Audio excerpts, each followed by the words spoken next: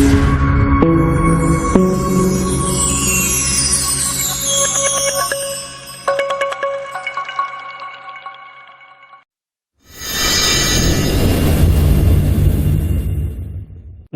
साथियों, आज हम लोग इस वीडियो में फ्रांस की क्रांति के बारे में चर्चा करेंगे। मित्रों, सबसे पहले फ्रांस की क्रांति को समझने से पहले आप छोटे छोटे कुछ बेसिक चीज को समझना पड़ेगा, तभी आपको समझ में आएगा फ्रांस की क्रांति को। ठीक है, देखिए, दुनिया भर के जितने भी राजा महाराजा थे, पूरे विश्व की बात कर रहे हैं, ये ससुरा आपस में लड़ते झगड़ते। ये क्यों लड़ते थे? अपना इलाका को विस्तार करने के लिए। ये चाहते थे कि हमारा क्षेत्र अधिक से अधिक हो। मान लीजिए हम यहाँ का राजा है, सपोज दैट, यार है नहीं, मान लीजिए हम यहाँ का राजा है, तो हम क्या चाहेंगे? हम चाहेंगे कि हमारा क्षेत्र जो है इतना दूर तक हो, और बड़ा हो, और बड़ा हो। मतलब इस सबको इलाका में पेटेन भरता था। इस कारण जो है एक राजा दूसरे राजा से लड़ते झगड़ते रहता था। एक राजा दूसरे राजा को मार दिया, ये जो पहला राजा है दूसरे राजा का क्षेत्र हथिया लेता था। समझ पा रहे मेरी बात को? जैसे यूरोप में 30 वर्षीय युद्ध चल रहा था, अफ्रीका में भी कॉन्गो युद्ध चल रहा था। अगर चाइना की बात करें तो चाइना में मिंग किंग का युद्ध चल रहा था। और भारत भी अछूता नहीं था, भारत में भी युद्ध चल रहा था एक समय में। उस समय भारत में जो है मुगल और मराठों के बीच युद्ध चल रहा था। समझ पा रहे मेरी बात को? अब देखिए, राजा युद्ध तो राजा लड़ रहे थे, लेकिन आम जनता का क्या हाल था? दुनिया भर में जितने भी जनता थी उनके बीच समाज में विभाजन देखा गया। जैसे अगर भारत की बात करें तो भारत में भी समाज में विभाजन था। भारत में ऊंच नीच का विभाजन था। ये कहता था कि तुम ससुरे ऊंच हो, ये कहता था तुम नीच हो। छुआछूत का, यहाँ छुआछूत का मामला था। अगर यूरोप को भी देखें तो यूरोप भी कोई अछूता नहीं था। यूरोप जो है, यूरोप में भी जो है यहाँ समाज में विभाजन था। काले गोरे का झगड़ा था। आज भी यूरोप में काले गोरे का झगड़ा। अब अगर देखें तो यूरोप के अगर समाज को उठाकर देखें ना, तो यूरोप का समाज 3 वर्गों में विभाजित था। पहला कुलीन वर्ग, दूसरा पादरी वर्ग, और तीसरा जन सामान्य वर्ग।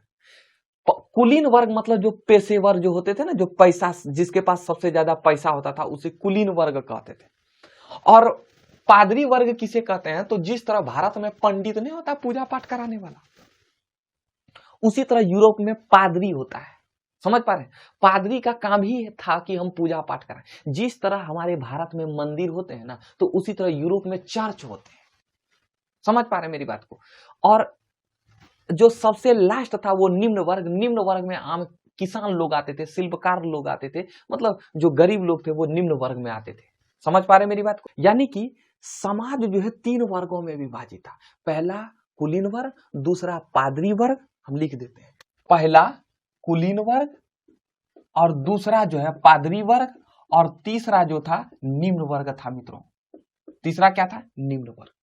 और ये कुलीन वर्ग मतलब ये सबसे अधिक पेशेवर होते थे, और ये पादरी मतलब पूजा पाठ करवाते थे, और ये निम्न वर्ग मतलब आम जनता, यानी कि इसमें किसान वगैरह सब आ जाते थे। समझ पा रहे मेरी बात को? और इसके ऊपर में जो रहते थे सर्वोपरि जो थे, ये तो समाज का विभाजन उन्होंने बताए, और इसके ऊपर जो राज करते थे उसको राजा कहते थे। क्या कहते थे मित्रों? राजा। आई मेरी बात समझ? ये राजा जो होते थे ना, यानी कि हम कह सकते हैं कि उस समय यूरोप में जो है राजतंत्र था। अभी हमारे भारत में क्या है? लोकतंत्र है, लेकिन उस समय राजतंत्र था, क्योंकि यहाँ जो है राजा शासन करते थे। आई मेरी बात समझ में? और राजा जो है निरंकुश भी हो सकता है, यानी कि मनमाना ढंग से भी शासन कर सकता है। अब देखिए, अब यही राजतंत्र को हटाना है। पता है, भारत में भी पहले राजतंत्र था।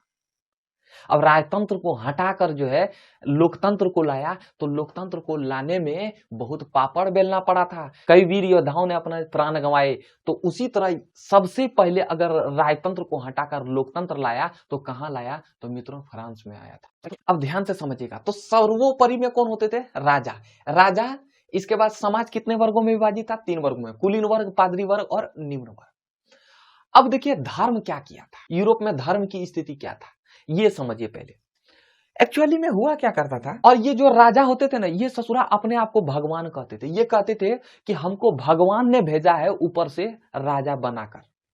और ये जो पादरी है ना, ये पादरी कहते थे कि हम जो है भगवान के ठेकेदार हैं, हमको भगवान ने भेजा है ठेकेदारी करने के लिए। यानी कि ये धर्म का ठेकेदार, ये अपने आप को धर्म का ठेकेदार मानते थे।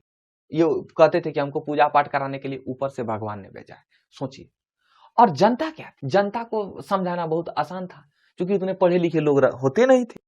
तो आम जनता जो थे वो कुछ सवाल ही नहीं कर पाते थे। अब जो आम जनता थे ना, ये आम जनता मानते आए थे, इसको भगवान मानते थे यार। और इसको भी जो धर्म के ठेकेदार, इसको भी बाबा, पुजारी बाबा सब मानते थे, और अभी भी मानते हैं। समझ पा रहे? लेकिन अभी मानने का तरीका अलग है, ये नहीं कह सकते कि राजतंत्र है। समझ पा रहे मेरी बात को? लेकिन जब रावण का अत्याचार बढ़ा तो राम पैदा हुए, कंस का अत्याचार बढ़ा तो कृष्ण पैदा हुए, तो कितना दिन तक अत्याचार चलेगा? अब तो जो है, अब धीरे धीरे जो आम जनता है वो जागरूक होने लगा। धीरे धीरे आम जनता जो है, आम जनता भी इस सब चीज का विरोध करना शुरू कर दिया। ठीक है, यहां तक आप सोचिए ना कि जिस तरह हिंदू का धर्म ग्रंथ रामायण और महाभारत नहीं, रामायण और महाभारत को धर्म ग्रंथ मानते हैं, तो उसी तरह जो है ईसाई लोग, ईसाई एक धर्म है, यूरोप के लोग ईसाई धर्म को फॉलो करते हैं। ईसाई एक धर्म है, ये ईसाई लोग जो है, ईसाई लोगों का एक धर्म ग्रंथ है जिसको बाइबिल कहा जाता है। बाइबिल में लिखा था, या लिख दे रहे हैं, बाइबिल कहा जाता था। इसमें जानते हैं इस धर्म ग्रंथ में क्या लिखा था कि जो सूर्य जो है ना, सूर्य पृथ्वी के चारों ओर चक्कर लगाते हैं। सूर्य जो है पृथ्वी के चारों ओर चक्कर लगाते हैं। अब एक वैज्ञानिक थे जिनका नाम गैलीलियो था। गैलीलियो ने दूरबीन से देखा कि ससुरा सूर्य जो है पृथ्वी के चारों ओर चक्कर नहीं लगा रहा है, बल्कि पृथ्वी जो है सूर्य के चारों ओर चक्कर लगा रहा है। अब जब गैलीलियो ने यह बात जब कहा तो जितने भी धर्म के ठेकेदार थे, ये पादरी वर्ग थे, ये गुस्सा हो गए। उसी समय न्यूटन बेचारा एक पेड़ के नीचे पड़ रहा था, सेब का पेड़ था। जब पड़ रहा था तो जो सेब था ना नीचे गिर गया, टूटकर नीचे गिर गया। और जब नीचे गिर गया तो न्यूटन सोचने लगा कि इस ससुरा सेबवा नीचे ही क्यों गिरा, ऊपर क्यों नहीं गया।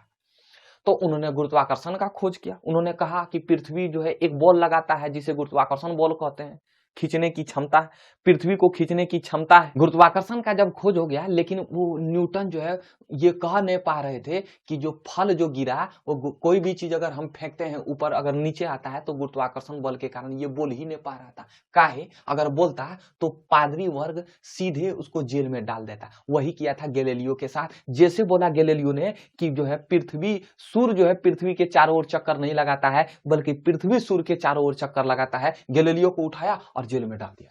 अब वही बात हो गई, चारों तरफ मिठाई की खुशबू आ रही है और हम अपने मुंह को जो है समेटे हुए हैं।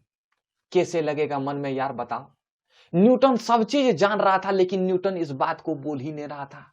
यानी कि अब धीरे धीरे आम जनता भी जागरूक होने लगी। अब हमने पूरे यूरोप का बात किया, अब हम फ्रांस के बारे में बात करते हैं। एक्चुअली में फ्रांस जो है ना, फ्रांस का समाज 3 वर्गों में विभाजित था। वही कुलीन वर्ग, पादरी वर्ग और निम्न वर्ग। और निम्न वर्ग के साथ मध्य वर्ग भी जुड़ जाता था, मध्यम वर्ग। मध्यम वर्ग में जो है आ जाते थे आपका जो है व्यापारी वगैरह, व्यापारी जो है मध्यम वर्ग में आते थे। ठीक है, तो निम्न वर्ग और मध्यम वर्ग दोनों मिला जुला ही होता था।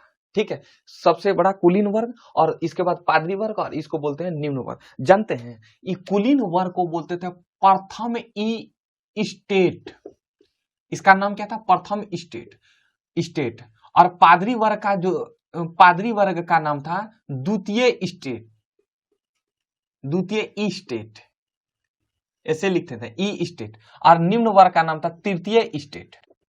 समझ पा रहे मेरी बात को? अब जो है फ्रांस में क्या था कि फ्रांस में जो है ये पुजारी जो थे ना, पादरी, हम पुजारी बोलेंगे समझ जाइएगा, पादरी, अच्छा पादरी ही बोलेंगे। ठीक है, फ्रांस में उस समय जो पादरी वर्ग जो थे ना, वो किसान से, आम जनता से टैक्स लेते थे, धार्मिक टैक्स। और जो है ये जो राजा होते थे, राजा भी जो है भूमि कर लेते थे। देखिए, राजा भी टैक्स लेते थे किससे? निम्न वर्ग से। और पादरी वर्ग भी टैक्स लेते थे निम्न वर्ग से। यानी कि टैक्स कौन देता था मित्रों? निम्न वर्ग देता था। और याद रखिएगा कि निम्न वर्ग की संख्या 98% थी। निम्न वर्ग की संख्या 98%। और जबकि ये कुलीन और पादरी वर्ग को मिला दें तो ससुरा ये मात्र 2% था। इसको टैक्स देना, ये दोनों वर्ग को टैक्स देना नहीं होता था। क्या मेरी बात को समझ पा रहे मित्रों? हुआ क्या, 1756 ईस्वी में फ्रांस में भूखमरी आ गया, पैसा खत्म हो गया, आर्थिक तंगी आ गया। ऐसा क्यों हुआ था? क्योंकि जो फ्रांस जो है ना, फ्रांस का जो युद्ध जो है ब्रिटेन से चलते रहता था। इसलिए फ्रांस जो है कर्ज में डूब गया था। अगर किसी से युद्ध लड़ेगा तो पैसा भी चाहिए कि नहीं मित्रों? बताओ मित्रों, पैसा चाहिए कि नहीं? तो इस कारण जो है फ्रांस जो है कर्ज में डूब गया था। 1756 से लेकर 1763 तक 7 वर्षीय युद्ध हुआ ब्रिटेन के साथ। अब जो है फ्रांस में भूखमरी आ गया, तो उसी यानी कि फ्रांस की जो है आर्थिक स्थिति बुरी तरह से ध्वस्त हो गया। उसी समय बुर्बो वंश का एक राजा बनता है जिसका नाम था लुई 16वां। वंश होता है, किसी वंश का नाम दे दो ना यार, जैसे कोई अगर मान लीजिए बिहार में फलाना यादव तो ढकाना यादव एक बोल देता ना कि ये यादव वंश का आदमी है, यादव वंश, समझ पा रहे। तो उसी तरह बुर्बो वंश का एक राजा था जिसका नाम था लुई 16वां। और ये जब राजा बना था ना तो उस समय 20 साल की आयु का था। कितने साल की आयु का था मित्रों? 20 साल की आयु का था। अब जरा ध्यान से समझने की, जो आम जनता, जो किसान था ना, किसान जो है जो फसल उपजाते थे उस पर राजा का अधिकार होता था, राजा उस पर नियंत्रण करता था, राजा देखता था कि कौन फसल उपजाया। अब जरा ध्यान से समझने की कोशिश करो। अगर मान लीजिए फ्रांस के इस क्षेत्र में भूखमरी आ गया और इस क्षेत्र में अनाज अगर ज्यादा हो रहा है, इस क्षेत्र में अगर अनाज ज्यादा हो रहा है तो एगो पुलिस रखा था जो अनाज, इस क्षेत्र में अनाज ज्यादा है तो ये जो क्षेत्र में जो भूखमरी पड़ा होता है ये पुलिस क्या करता था, अनाज यहां भी पहुंचा देता था। यानी कि इसे ग्रेन पुलिस कहा जाता था, अनाज पुलिस कहा जाता था। समझ पा रहे मेरी बात को? अनाज को पहुंचाने का काम कौन करता था? पुलिस करता था। अब ससुरा ये लुई 16वां राजा बने, और जब राजा बनता है तो एगो फाइनेंस यानी कि वित्त मंत्री, जब लुई 16वां राजा बनता है तो उन्होंने अपना वित्त मंत्री टुर्गो को बनाया, टुर्गो नाम के व्यक्ति को बनाया।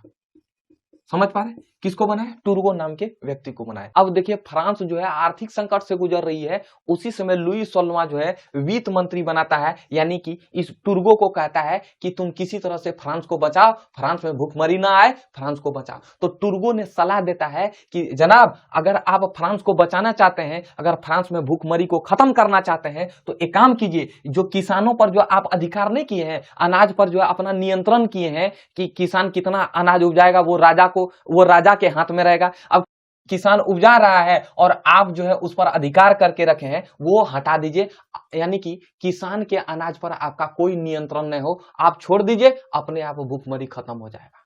बोले वो ऐसी बात है, लेकिन यहाँ हुआ क्या, ध्यान से समझिएगा। टुर्गो जब आए ना तो टुर्गो ने सलाह दिया, टुर्गो ने राजा को कहा कि आप जो है ना अनाज पर जो आप नियंत्रण किए ना, जो किसानों के अनाज पर, फसल पर आप नियंत्रण किए हैं, उसको हटा दीजिए, छोड़ दीजिए उसको। जब छोड़ेगा तो ध्यान से समझिए, जो ये ग्रेन पुलिस हुआ करता था ना, ये अब अनाज को खरीद लेगा और अनाज को खरीद कर ये अब जमा कर देगा और जमा करके रखेगा। अब मार्केट में पूरा अनाज खत्म हो जाएगा और ये ससुरा क्या करेगा, ये महंगा दाम में ये अनाज को बेचना शुरू कर दिया। आई मेरी बात समझ में?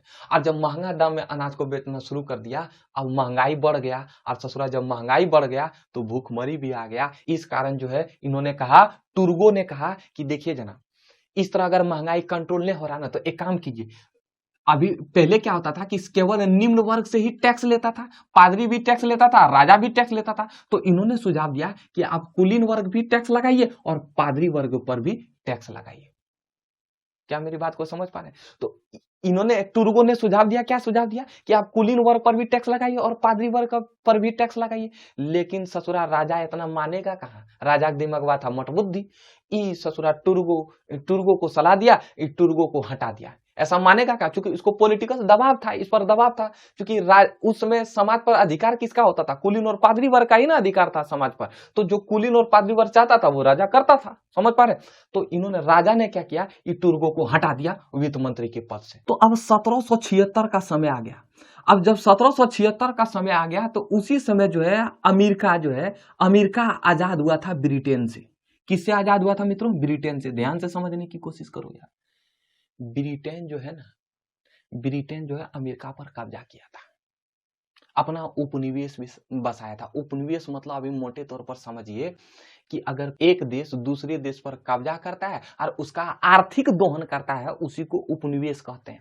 मतलब ऐसा समझिए कि एक देश दूसरे देश पर कब्जा किया और उसमें खूब लूट खसोट किया, उस ससुरे को, उस देश को बोलते हैं उपनिवेश देश। समझ पाए? तो ब्रिटेन ने किस पर कब्जा किया था? अमेरिका पर। और 1776 ईस्वी में अमेरिका आजाद हुआ। और जानते हैं अमेरिका को आजाद कराने में फ्रांस का भी हाथ था। क्यों? क्योंकि ब्रिटेन और फ्रांस में लड़ाई होते रहता है। मित्रों आप ये नहीं पूछेगा कि ससुरा ब्रिटेन और फ्रांस में आखिर लड़ाइया क्यों हो रहा था, ये आपको जानना नहीं है। इतना सिर्फ जानना है कि ब्रिटेन और फ्रांस में लड़ाई हो रहा था और ब्रिटेन जो है अमेरिका पर कब्जा किया था और अमेरिका जो है ब्रिटेन से स्वतंत्र होगा और इस स्वतंत्रता में जो है फ्रांस भी सहायता कर रहा था किसका मित्रों, अमेरिका का। तो इस कारण जो है फ्रांस जो है अमेरिका को पैसा भी दे रहा था, इस कारण जो है फ्रांस जो है और दिवालिया हो गया, यानी कि और कर्ज में डूब गया फ्रांस। अब इसकी आर्थिक स्थिति और खराब हो गई। इधर जनता का क्या हाल है, अब इधर जनता जो है बेरोजगार है, भूखे मर रहा है, आर्थिक तंगी है। अब उसी समय क्या करता है जो राजवा था लुई 16वां था, उस समय जो है फ्रांस में अपना महल बनाता है, वर्सेल का महल, वर्सेल्स पैलेस, बड़का अपने लिए जो है वर्सेल्स पैलेस, अपने लिए एक बड़का सा महल बनवाता है जिसे वर्सेल्स पैलेस के नाम से जाना गया। किस नाम से जाना गया मित्रों, वर्सेल पैलेस के नाम से जाना गया। अब देखिए इधर जनता भूखे मर रही है और रजवा ससुरा अयास कर रहा है। और इतना नहीं, हैकर पत्नी जो थी उनका नाम मेरी अंटानवेट था, मेरी अंटानवेट। ये तो ससुरा यारो अयास थी, नाम जानना जरूरी नहीं, हटा यार, ठीक है। इनकी पत्नी लुई 16वीं की पत्नी जो थी मेरिया नाम थी उसका, ठीक है, मेरिया याद रखना। ये ससुरा यारो अयास थी, अपना झोटिया में जो है अपना झोटा में, ये ससुरा झोटवा में जो है अपना जहाज की तरह कटिंग कटाया था और एक से एक कपड़ा मंगाता था। और सोचिए इनकी जनता जो है भूखे मर रही है और ये ससुरा अपने लिए अयास कर रहा है। अब जनता के मन में जो है ये बरहम जल रहा था ससुरा, यानी कि जनता के मन में अब बुलबुला फूट रहा था कि अब इन निखट्टू को कब देंगे। अब इसी समय में मौका मिल गया। अब मौका ये मिला कि अब जनता में गुस्सा है, अब इस जनता के गुस्सा को क्रांति की ओर मोड़ेंगे, मतलब अब क्रांति करवाना है जनता को। तो उसी समय यहाँ दर्शन शास्त्री आते हैं, बड़े बड़े अखबार आते हैं, बड़े बड़े विचारक आते हैं, न्यूज़पेपर, रेडियो, टीवी में इस समय एकदम पूरा देने लगा कि देखिए आज राजा ने ये किया, यहाँ भूखमरी है लेकिन राजा ने अपने लिए पैलेस बनवाया, फैलाना ढकाना, ये सब चीज सब करने लगा। अब जनता के मन में राजा के प्रति गुस्सा था और उसी समय जो है एक नारा लगाया गया, स्वतंत्रता, समानता और बंधुत्व का नारा लगा। स्वतंत्रता, समानता और बंधुत्व का नारा लगाया गया कि हमें स्वतंत्रता चाहिए और सबको समान अधिकार दो और बंधुत्व, आपस में भाईचारा की तरह रहो। समझ पा रहे हैं? उसी समय ये 3 नारा फेमस था, फ्रांस से ही उठाकर अपने प्रस्तावना में डाले ना, स्वतंत्रता, समानता और बंधुत्व। देखिए ना प्रस्तावना, हम भारत के लोग, भारत के संपूर्ण प्रभुत्व संपन्न। देखिए स्वतंत्रता, समानता और बंधुत्व कहां से लिया गया, फ्रांस की क्रांति से लिया गया था। आई मेरी बात समझ? यानी कि अब जनता ने स्वतंत्रता, समानता और बंधुत्व का नारा लगाया। लुई 16वां ने क्या किया, जनता के गुस्से को शांत करने की कोशिश किया, लेकिन जनता शांत होवे वाला है। इन्होंने क्या किया, एक अपना वित्त मंत्री यानी कि फाइनेंस मिनिस्टर, वित्त मंत्री क्या होता है, जो पैसे से संबंधित मामले को देखता है उसे वित्त मंत्री कहा जाता है। जैसे अभी निर्मला सीतारमन जी हैं, वो वित्त मंत्री नहीं देखते हैं। उससे जो है मीडिया प्रश्न किया कि प्याज इतना महंगा क्यों हो गया मैडम, तो वो जवाब देते हैं कि हम प्याज खावे नहीं करते हैं इसलिए महंगा हो गया। उसी तरह लुई 16वां ने एक वित्त मंत्री का चुनाव किया जिसका नाम चार्ल्स अलेक्जेंडर, चार्ल्स अलेक्जेंडर। अब पहले टुर्गो था, टुर्गो को हटा दिया। टुर्गो ने कहा था कि जो है आप क्या कीजिए, अब जो है टैक्स लगा दीजिए, किस पर, पादरी और कुलीन वर्ग पर टैक्स लगा दीजिए। तो इस कारण टुर्गो को जो है हाथ धोना पड़ा। उसी तरह चार्ल्स अलेक्जेंडर, जब लुई 16वां ने इसको वित्त मंत्री बनाया तो चार्ल्स अलेक्जेंडर को कहा कि जना फ्रांस को जो है आर्थिक तंगी से बचाने की कोशिश कीजिए। तो चार्ल्स अलेक्जेंडर ने भी सेम टू सेम वही बात कहा जो टुर्गो ने कहा था। अब ससुरा इसको भी हटा दिया। अब राजा के पास क्या उपाय था, तो राजा ने एक स्टेट जनरल की बैठक बुलाई। स्टेट जनरल, इसको स्टेटस जनरल भी कहते हैं, स्टेट जनरल की बैठक बुलाई। इस ससुरा स्टेट जनरल क्या होता था, तो स्टेट जनरल एक सरकार की संस्था थी। सरकार तो हुआ नहीं करता था, राजा की एक संस्था थी जो हर चीज में सलाह देता था। उसमें कई लोग रहते थे, जैसे एक कुलीन वर्ग के भी लोग रहते थे और पादरी वर्ग के भी लोग रहते थे और निम्न वर्ग के भी लोग रहते थे, जो सब मिलकर जो सलाह देते थे वही राजा को पालन करना पड़ता था। लेकिन वहां राजा सर्वोपरि था, अगर राजा सिग्नेचर करता तभी जो है वो चीज जो है लागू होता, अन्यथा वो चीज लागू नहीं होता। समझ पा रहे? यानी कि यहाँ सबसे सर्वोपरि कौन था, राजा। समझ पा रहे हैं? ये जो स्टेटस जनरल जो है 175 साल में कभी नहीं हुआ था स्टेटस जनरल की बैठक, लेकिन ये लुई सोलमा जब देखा याब ने तब हमको कुछ नया मौका मिल रहा है, तब ये जो है स्टेटस जनरल का बैठक बुलाया। इसमें वोट होता था, इसमें वोट ऐसा होता था कि एक वोट देता था पादरी वर्ग, एक वोट देता था कुलीन वर्ग और एक वोट देता था निम्न वर्ग। अब देखो यार, निम्न वर्ग की संख्या सबसे अधिक अगर देखा जाए तो निम्न वर्ग की संख्या 98% थी, लेकिन निम्न वर्ग का प्रतिनिधि करने वाले आदमी की संख्या बहुत कम थी। अरे भैया, जितना ज्यादा आदमी रहेगा तो उतना ज्यादा प्रतिनिधि होना चाहिए कि नहीं, लेकिन इसका कम था। और यहाँ ये जो है ये कुलीन और पादरी वर्ग थे, क्या करते थे, ये ससुरा जनता के खिलाफ में वोट करते थे, आम जनता के खिलाफ में ये ससुरा वोट करते थे। वोट तो दोनों देते थे, लेकिन देखते थे कि जो चीज अगर हमको जो विरोध करना है ये दोनों मिल जाते थे और इसके खिलाफ में वोट करने लगते थे। मतलब नहीं समझे? यहां क्या होता था, स्टेटस जनरल में मान लीजिए कोई चीज हमको नियम पास कराना है, तो नियम पास कराना है, मान लीजिए 50 वोट है, टोटल मिला के 50 आदमी है। 50 आदमी में मान लीजिए 20 आदमी निम्न वर्ग है और 15 आदमी जो है पादरी वर्ग है और 15 आदमी जो है कुलीन वर्ग है। ठीक है, 50 में 20 आदमी जो है निम्न वर्ग है, 15 आदमी पादरी है और 15 आदमी जो है कुलीन वर्ग है। आई मेरी बात समझ में? एक्चुअली में हुआ क्या करता था कि जो 20 आदमी सबसे ज्यादा इसमें अगर देखा जाए तो निम्न वर्ग है, तो निम्न वर्ग के वोट जो देते थे वो एक ही प्रतिनिधि होता था। अब एक ही प्रतिनिधि होता था तो सबसे सर्वाधिक प्रतिनिधि, मान लीजिए एगो हमको नियम पास कराना है, तो नियम पास कराना है तो इसमें सब तीनों वोट देगा। एक जो है कुलीन वर्ग का प्रतिनिधि एक वोट देगा, पादरी वर्ग का प्रतिनिधि एक वोट देगा, निम्न वर्ग का प्रतिनिधि एक वोट देगा। ऐसा थोड़ी कि सब आदमी वोट देने चला जाएगा, कोई एक व्यक्ति देगा। जिस तरह हम लोग कभी संसद में बैठते हैं, बिल्कुल नहीं बैठते हैं, तो हमारा प्रतिनिधि संसद में बैठता है, जिसको हम जो है MP और MLA कहते हैं, वो हमारा प्रतिनिधि हुआ मित्रों। समझ पा रहे हैं मेरी बात को? तो उसी तरह इसका प्रतिनिधि जाता था, तो ये प्रतिनिधि क्या करता था, अब मान लीजिए 3 वोट है, 3 वोट में अगर 2 वोट जिधर रहेगा उधरे तो जीत हो जाएगा ना। तो एक्चुअली में क्या होता था कि निम्न वर्ग अकेला रहता था, जिस समय वोट करने का समय होता था ये ससुरा दोनों मिल जाता था। कोई भी नियम को पास कराने में, अगर मान लीजिए हमको कोई नियम पास कराना है तो दो आदमी बोल रहा है हाँ और एक आदमी बोल रहा है नहीं, तो किधर जाएगा ये मामला, किधर फिट होगा? हाँ की तरफ। क्योंकि इधर आदमी की संख्या ज्यादा है और इधर आदमी की संख्या कम है, तो ऑटोमेटिक जो है कुलीन और पादरी वर्ग जो चाहता था वो हो जाता था। अब जनता इस बात को समझ पा रही थी, जनता ने स्टेटस जनरल को बहिष्कार कर दिया, बोला कि हम स्टेटस जनरल में जाएंगे ही नहीं। और जनता ने कहा कि हम अपने लिए खुद कानून बनाएंगे, हमको किसी राजा और पादरी कुलीन की जरूरत नहीं है। राजा इसको हल्के में ले रहा था, राजा बोल रहा था अरे चलो चल रहा है चलने दो यार, राजा हल्के में ले रहा था। लेकिन अब हुआ, जरा गौर फरमाइएगा जनाब, जो तृतीय स्टेट के लोग जो थे यानी कि किसान थे, उन्होंने कहा कि हम जो है अब स्टेटस जनरल में जाएंगे ही नहीं, अब हम खुद का स्टेटस जनरल बनाएंगे। अब अगर स्टेटस जनरल का बैठक बुलाता तो वो जाता। अब राजवा क्या किया, जो जिस जगह पर स्टेटस जनरल का बैठक होता था ना, उस हॉल में ताला लगा दिया। स्टेटस जनरल क्या होता था, राजा को सलाह देने वाला एक संस्था था। राजा को कहता था हे राजा साहब हेर का करो, लेकिन ये राजा पर डिपेंड करता था, राजा मानेगा या नहीं मानेगा ये राजा के ऊपर डिपेंड करता था वो बात। राजा स्वतंत्र था, ऐसा नहीं कि हम जो है ये नियम पास हो जाता था तो राजा मानवे करेगा, नहीं भी मान सकता है, राजा के ऊपर डिपेंड है, क्योंकि राजतंत्र है मित्रों। मेरी बात को समझ पा रहे? तो ये गेट में ताला लॉक कर दिया, और जब गेट में ताला लॉक कर दिया तो निम्न वर्ग के लोग यानी कि किसान सब जाते कहां, तो एक बड़का सा टेनिस कोर्ट था, टेनिस सोनिया मिर्जा वाला टेनिस कोर्ट, तो वो टेनिस कोर्ट था। तो इस टेनिस कोर्ट में गया, खाली मैदान था, और खाली मैदान गया और वहीं जो है उन्होंने एक बड़का सा संगठन बनाया और जिसे नेशनल असेंबली के नाम से जाना गया। अब इन लोगों ने, आम जनता ने कहा कि जब तक हम अपना नया संविधान नहीं बना लेते हैं तब तक हम रुकने वाला नहीं है। ये घटना 1789 ईस्वी में हो रहा है।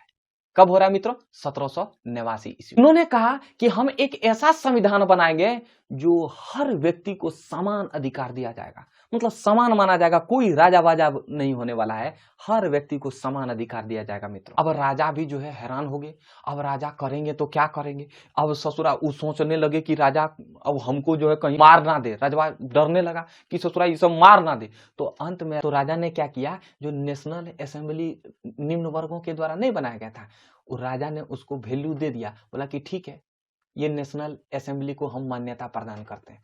अब देखिए, नेशनल असेंबली में राजा बैठता था और राइट हैंड की तरफ बैठता था पादरी और कुलीन वर्ग, और लेफ्ट हैंड की तरफ बैठता था निम्न वर्ग। राजा बैठते थे यहाँ, और राजा के ई साइड में बैठता था कुलीन और पादरी वर्ग, और ई साइड में बैठता था निम्न वर्ग। इसलिए इसको कहता है राइट विंग और इसको बोलता है लेफ्ट विंग।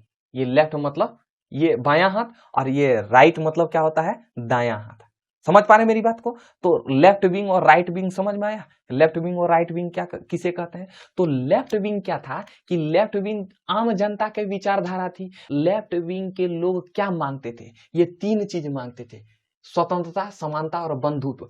और राइट विंग के लोग कभी मानेंगे ये? बिल्कुल नहीं। जो दाएं हाथ की तरफ जो बैठे लोग थे वो कभी नहीं मानेंगे स्वतंत्रता, समानता और बंधुत्व। वो चाहेंगे कि यूरोप में राजतंत्र ही रहे। कभी भी कुलीन और पादरी वर्ग कभी भी नहीं चाहेगा कि वो लोकतंत्र रहे। एनी टाइम वो चाहेगा कि यहाँ राजतंत्र रहे। मित्रों, समझ पा रहे मेरी बात? तो तभी एक घटना हो जाता है, जनता में ये अफवाह फैल गई कि इस नेशनल असेंबली पर लुई 16वां जो राजा था ना, वो हमला करने वाला है। और जब हमला करने वाला है तो ये घटना जो है पूरे आग की तरह पूरे शहर में फैल गई। जनता ने क्या किया, इसके वर्सेल महल पर, जो लुई 16वां का जो महल था, उस महल का नाम क्या था, वर्सेल्स पैलेस, इस पर आक्रमण कर दिया। और आक्रमण करने के बाद जो उसमें से जो किसान जो है, कुछ किसान को क्या किया था, राजा ने क्या किया था, बंदी बना लिया था। उस किसान को छुड़ा कर ले आया। ये जो है फ्रांस की क्रांति की पहली चिंगारी थी। समझ पा रहे हैं मेरी बात को? अब जो है जनता उग्र होने लगी। और जब जनता उग्र होने लगी तो जो कलेक्शन करने नहीं जाते थे, जो अधिकारी जो टैक्स का कलेक्शन करने जाते थे, उसको ससुरा जनता मार मार के भगाने लगा। बोला भाग भाग भाग, ससुरा टैक्स नहीं देंगे, कोई टैक्स नहीं। और जितने भी ये जो कुलीन वर्ग थे वो डर डर कर भागने लगे यूरोप के अन्य देश, क्योंकि यूरोप के अन्य देशों में अभी भी क्या थी, राजतंत्र थी। सिर्फ फ्रांस में जो है, फ्रांस में अभी लोकतंत्र का मांग हो रहा है, यानी कि स्वतंत्रता, समानता और बंधुत्व का मांग, डिमांड हो रहा है। और यूरोप के लोग, यूरोप के अन्य देशों में अभी भी राजतंत्र थी। तब यहाँ से एक स्लोगन निकलता है कि अगर फ्रांस छींकेगा तो पूरा यूरोप में जो है सर्दी जुकाम होगा। समझ पा रहे हैं? अब देखिए फ्रांस में क्या हो रहा है कि फ्रांस में जो है राजतंत्र को हटाने का मांग हो रहा है। और यूरोप वाले सब जितने भी राजतंत्र थे वो सब टुकुर टुकुर देख रहे हैं कि आखिर ये फ्रांस में हो क्या रहा है। अब जो है दिन ब दिन जो है नेशनल असेंबली, जो निम्न वर्ग के लोग जो संस्था बनाए थे नेशनल असेंबली, इनका जो है शक्ति बढ़ते गया। और जब इनका शक्ति बढ़ते गया तो इन्होंने मानव अधिकार के बारे में, देखिए मानव का भी कोई अधिकार होता है, तो मानवाधिकार के लिए सबसे पहले जो है पहल किया फ्रांस के लोगों ने। और उन्होंने राजा को कहा कि इस पर आप साइन कीजिए कि मानव का भी कोई अधिकार होना चाहिए। यानी कि हम कह सकते हैं कि समानता की मांग किया कि आप राजा हैं तो क्या हुआ, जनता को भी अपने तरफ रखिए। जिस तरह आप रहते हैं उसी तरह आप जनता को रखिए। अगर आप जो है चाय पीते हैं तो जनता को भी पिलाइए, क्योंकि आप जो है, आपकी जो कमाई कहां से होती है, जनता से ही होती है। आप जो है जनता का पैसा लेते हैं और ऐसो आराम से अपना अय्याश जिंदगी बिताते हैं, क्या फायदा हुआ मित्रों? वही बात होगी, हम दिन भर कमाए, रात को हमारा पैसा कोई ले गया, कितना खराब लगेगा मित्रों? वही बात होती थी जनता के पास। जनता जो है कमाती थी, टैक्स देती थी राजा को, लेकिन ये राजवा ससुरा अपना अय्याश जीवन जीता था। इसी कारण जो है जनता ने मांग किया कि मानव का भी कोई अधिकार होना चाहिए और इस पर आप साइन कीजिए कि हमको अधिकार दीजिएगा कि नहीं। तो राजवा साइन करने नहीं चाह रहा था। तो अंत में क्या किया, फ्रांस की राजधानी पेरिस में, पेरिस के मार्केट में कई हजारों महिलाएं जुट गई, हजारों महिला जुट गई। और जुटने के बाद सब इकट्ठा हो गया और पैदल चलना शुरू कर दिया। और पैदल चलते चलते कहां आ गया, वर्सेल्स पैलेस तक आ गया। और इतने ने वर्सेल्स पैलेस के अंदर घुस गया, महिला सब घुस गया, फाड़ा खोसने के बाद वर्सेल्स पैलेस में घुस गया। और जब घुसने के बाद अब ससुरा इनकी जो पत्नी थी मेरिया है का, लुई 16वीं की जो पत्नी थी मेरी, अच्छा लुई 16वीं ऐसे, लुई 16वां ऐसे लिखाएगा, 16, अरे 16 नाम था, हम क्या करें। इनकी जो पत्नी थी मेरी, जो राजा था लुई 16वां और एक पत्नी मेरी आराम कर रहा था। जब देखा ससुरा की महल में घुस गया, अंत में जो है दोनों मजबूर हो गया और इस मानवाधिकार जो डॉक्यूमेंट नहीं दिया था, पत्र जो दिया था, उस पर साइन कर दिया। और जब साइन किया तो अब जो है नेशनल असेंबली का शक्ति बढ़ता चला गया। दिन है दिन नेशनल असेंबली यानी कि निम्न वर्ग के जो संस्था बनाया था वो दिन है दिन शक्तिशाली होते जा रहा था। और इतना ही नहीं, जितने लोग कुलीन वर्ग में जो थे ना, कुछ लोग जो है कुलीन वर्ग के और कुछ लोग पादरी वर्ग के भी किसमें शामिल हो गए थे? नेशनल असेंबली में। देखिए नेशनल असेंबली का कितना ताकत था। इतना होने के बाद 1789 में ये सब घटना हुआ। अब 1791 ईस्वी में क्या होता है कि फ्रांस में चुनाव होता है। तो एक बात बता मित्रों, अगर राजतंत्र रहेगा क्या चुनाव होता? बिल्कुल नहीं होता। यानी कि अब राजतंत्र जो है कमजोर पड़ने लगा और जनता जो है अब क्या होने लगा? शक्तिशाली होने लगा। यानी कि जो निम्न वर्ग के जो लोग थे वो शक्तिशाली होने लगा। कुछ पादरी वर्ग को बाद में मार दिया जाता है, हम बताएंगे अभी। और कुलीन वर्ग जो है कुछ भागना शुरू कर दिया, क्योंकि यूरोप के अन्य क्षेत्रों में राजतंत्र था। आई मेरी बात समझ में? अब 1791 ईस्वी में चुनाव होता है और 1792 ईस्वी में पूरी तरह से राजतंत्र को खत्म कर देता है। और जब 1792 ईस्वी में राजतंत्र को खत्म कर देता है तो अंत में है जो लुई 16वां जो था, राजवा और रानिया को दोनों ससुरा फांसी पर चढ़ा देता है। अब देखिए शक्तिशाली कैसे हो रहा है। ये दोनों को राजवा लुई 16वां और मेरी एंटोनमी, ये दोनों को ससुरा फांसी पर चढ़ा देता है। उसमें फांसी नहीं होता था, गुलेटिन होता था। गुलेटिन होता था। गुलेटिन मतलब क्या होता है जानते हैं? क्या करता था, इस तरह चाकू जैसे समझिए इसे, मान लीजिए ये जो है इस तरह का चाकू रहता था, इसको बांध लिया जाता था, दोनों राजा का मुड़ी ऐसे रखता था, राजा और रानी का, और ऐसे ऊपर से गिरा दिया जाता था, मुड़ी कट जाता था, दो फरा हो जाता था। उसी को गुलेटिन कहा जाता था यूरोप में। समझ पा रहे मेरी बात को? और हम लोग फांसी कहते हैं, एक्चुअली में वो फांसी नहीं होता था, उसमें गुलेटिन होता था, मुड़ी काट दिया जाता था। समझ पा रहे? अब 1792 ईस्वी में राजतंत्र खत्म हो जाता है, यानी कि फ्रांस में गणतंत्र की स्थापना होती है। लेकिन फ्रांस में क्या मांग हो रहा था? स्वतंत्रता, समानता और बंधुत्व का मांग हो रहा था। स्वतंत्रता मतलब सभी स्वतंत्र हो भाई, समानता मतलब सभी समान हो, चाहे पुरुष रहे चाहे स्त्री रहे, सब समान रहे, राजा रंक जो भी रहे सब समान है। बंधुत्व मतलब आपस में भाईचारा रहना है, मिलजुल कर रहना है। लेकिन अब क्या होता है कि जो निम्न वर्ग जो थे ना, निम्न वर्ग जो थे ना, ये आपस में ही मतभेद करना शुरू कर दिए। देखिए इनका जो आंदोलन राजतंत्र के विरुद्ध चला, राजतंत्र खत्म हो गया, अब जो है निम्न वर्ग और मध्य वर्ग के बीच आपस में झगड़ा होना शुरू हुआ। निम्न वर्ग में किसान आ गया और मध्य वर्ग में व्यापारी आ गया। अब इन दोनों में मतभेद होने लगा। उसी समय एक क्रांतिकारी था जिसका नाम था रॉब्सपियर को डर था कि फ्रांस में राजतंत्र को खत्म किए हैं, ये फ्रांस में राजतंत्र को खत्म किए हैं, जबकि यूरोप के अन्य देशों में राजतंत्र था। हो सकता है कि ससुरा यूरोप के अन्य देश फ्रांस पर हमला कर दे, यहाँ जो है गणतंत्र को खत्म कर राजतंत्र को ला दे। गणतंत्र मतलब होता है ऐसी सरकार जहां पीढ़ी दर पीढ़ी शासन ना हो। जैसे अगर मान लीजिए कि हमारे नरेंद्र मोदी पीएम पद से हट जाते हैं, तो अब उनका बेटा नहीं होना चाहिए पीएम, मतलब पीढ़ी दर पीढ़ी नहीं होना चाहिए। यहाँ किस तरह की सरकार होनी चाहिए मित्रों? यहाँ जनता के द्वारा सरकार चुनी होनी चाहिए। यहाँ पीढ़ी दर मतलब खानदानी सरकार नहीं होना चाहिए, इसी को बोलते हैं गणतंत्र। तो हमारा भारत कैसा देश है मित्रों? गणतंत्र देश है। एक्चुअली में रॉब्सपियर को ये डर सताने लगा कि कहीं फ्रांस पर जो है दूसरे देश हमला न कर दे, इसलिए फ्रांस के जो क्रांतिकारी थे उन्होंने बाहर में भी अपना विचारधारा को विकसित करने के लिए आंदोलन चलाया।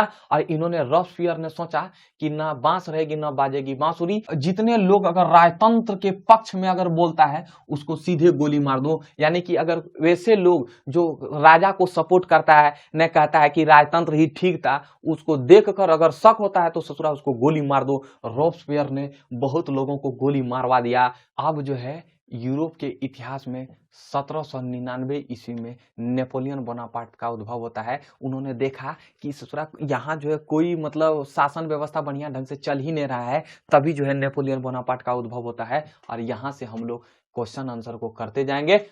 अब हम आपको यूरोप के इतिहास में नेपोलियन बोनापार्ट को लाएंगे। आप देखते हैं, अब देखिए ध्यान से समझिए। नेपोलियन बोनापार्ट आता है, इन्होंने राजतंत्र को खत्म कर गणतंत्र की स्थापना की, लेकिन फिर अपने आप को ये राजा घोषित कर देता है। यानी कि हम कह सकते हैं कि फ्रांस की जो क्रांति है वो फेल हो गया। फ्रांस के लोग जो क्रांतिकारी थे वो लड़े थे किसके विरोध में? राजतंत्र के विरोध में, लेकिन ससुरा फिर राजतंत्र स्थापित हो गया। यानी कि हम कह सकते हैं कि फ्रांस का जो है क्रांति जो है वो फेल हो गया। अब कैसे कैसे नेपोलियन बोनापार्ट यूरोप के इतिहास में खलबली मचाता है, तो उस सब के बारे में हम लोग अगला वीडियो में देखेंगे। तो आप इसमें क्या स्क्रीनशॉट लीजिएगा, इतना छीछा लीदर कर दिए हैं, आपको सिर्फ अभी समझाएं, आपको पृष्ठभूमि तैयार किए, आप सिर्फ इसको कहानी की तरह समझिए, एक आध दो बार समझिए, इसके बाद हम आपको अगला वीडियो से लिखाना शुरू कर देंगे। तो उम्मीद करते हैं हमेशा की तरह ये वीडियो आपको इन्फॉर्मेटिव लगा होगा। मिलते हैं नेक्स्ट वीडियो में मित्रों, बहुत बहुत धन्यवाद।